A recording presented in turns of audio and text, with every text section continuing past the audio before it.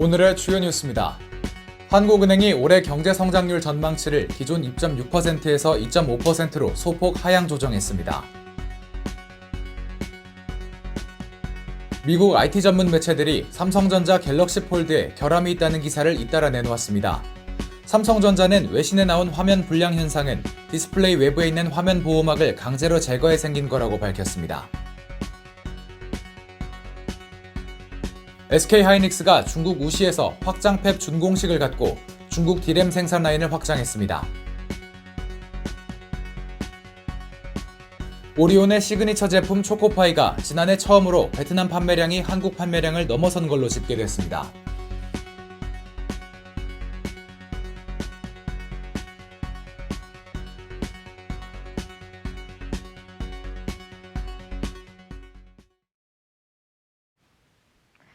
시청자 여러분 안녕하십니까? 기업엔 백규리입니다.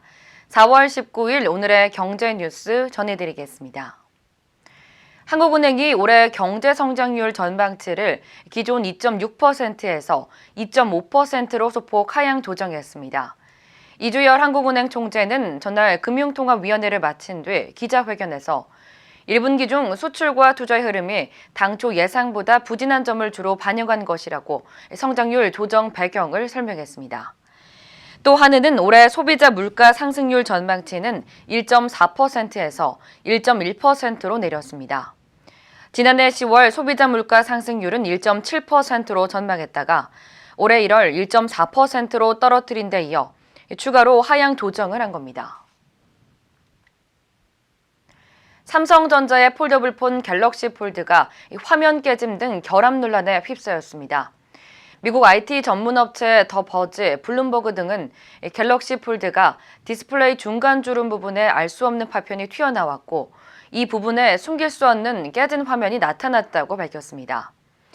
이에 삼성전자는 외신에 나온 갤럭시 폴드의 화면 불량 보도는 이 디스플레이 외부에 있는 화면 보호막을 강제로 제거해 생긴 것이라는 입장을 내놨습니다. SK하이닉스가 중국의 D램 생산 라인을 확장했습니다. SK하이닉스는 전날 중국 우시에서 확장 팹 준공식을 개최했습니다. C2F는 기존 D램 생산 라인인 C2를 확장한 겁니다. 회사는 미세 공정 전환에 따른 D램의 생산 공간 부족 문제를 해결하기 위해 지난 2016년 생산 라인 확장을 결정했습니다. C2F는 건축 면적 5만 8천 제곱미터의 단층 팹으로 기존 이 공장과 비슷한 규모입니다. SK하이닉스는 C2F는 기존 C2 공장과 원팹으로 운영함으로써 우선 팹의 생산 운영 효율을 극대화할 것이라고 밝혔습니다. 오리온의 시그니처 제품 초코파이가 베트남에서 한국보다 더 많이 팔린 것으로 집계됐습니다.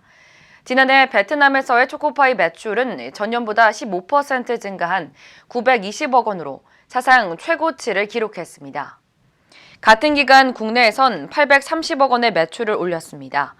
1995년 초코파이가 베트남에 처음으로 수출된 지 24년 만에 베트남 매출이 한국을 넘어선 겁니다. 오리온은 베트남 사람들도 한국인과 마찬가지로 사람 간 정을 중시한다는 점을 마케팅에 활용해 정감을 전면에 내세우는 마케팅을 진행했습니다.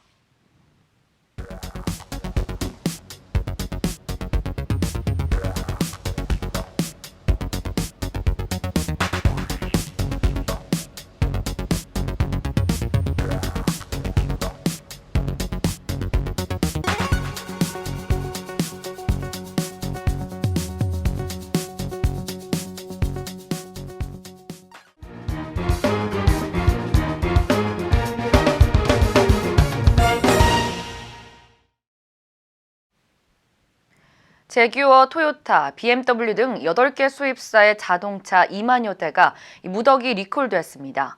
국토교통부는 8개 수입사 자동차 총 35개 차종 2만 529대에서 제작 결함이 발견돼 리콜한다고 밝혔습니다.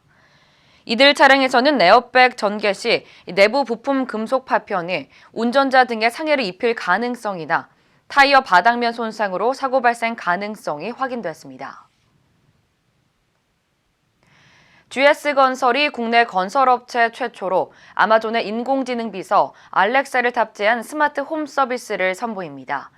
GS건설은 서울 강남구 코엑스 컨벤션 센터에서 열리는 AWS 서밋 서울 2019에 국내 건설 업체로는 유일하게 참가해 알렉사가 연동된 스마트 홈 서비스를 시연했습니다. 음성으로 외출하겠다고 알리면 자동으로 엘리베이터를 호출하고 로봇 청소기가 청소를 시작하는 등의 편의를 이용할 수 있습니다. 대우 위니아가 차량용으로 쓸 수 있는 소형 공기청정기 위니아 스포워셔 2019년형을 출시했다고 밝혔습니다. 이 제품은 차량 컵홀더에 들어갈 수 있는 텀블러 형태의 크기로 제작됐으며 기존 습식형이 아닌 필터식으로 채택해 공기청정 기능을 강화했습니다. 프리필터와 탈취 필터로 구성돼 미세먼지와 함께 각종 생활 냄새를 제거할 수 있습니다. 출하가는 14만 9천 원이며 차콜 그레이와 골드피치 색상이 있습니다. 부영그룹이 우즈베키스탄에 디지털 피아노를 기증했습니다. 지난 16일 우즈베키스탄 수도 타슈켄트 유니버셜 스포츠 센터에서 부영그룹의 디지털 피아노 2000대 기증식이 열렸습니다. 부영그룹은 디지털 피아노에 한국 노래를 담아 우리 문화를 알리는 역할도 겸하고 있다고 설명했습니다. 부영그룹 관계자는 이번 기증으로 우즈베키스탄의 교육 문화 인프라가 확산할 수 있을 것이라며 양국 간 문화적 교류가 활발해지길 바란다고 말했습니다. 신세계그룹이 유튜브 크리에이터와 손잡고 물류 배송 과정을 담은 영상을 제작해 공개했습니다. 신세계의 온라인 법인 SSG.com은 유튜브 크리에이터 태용과 손잡고 물류 배송 전 과정을 유튜브 영상으로 공개한다고 밝혔습니다. 이 영상은 새벽 3시 가락시장 경매장에서 신선 상품이 입고되는 과정부터 김포 온라인 물류센터에서 물건이 배송되는 과정까지 담겨 있습니다. 또 신세계는 영상을 보고 간단한 퀴즈를 풀면 김치 냉장고 등을 주는 경품 행사와 함께 신선식품을 최대 49% 할인하는 특가 행사도 진행했습니다. 이것으로 기업엔 오늘의 소식 모두 알아봤습니다. 시청해주신 여러분 고맙습니다. 구독, 좋아요, 다들 아시죠?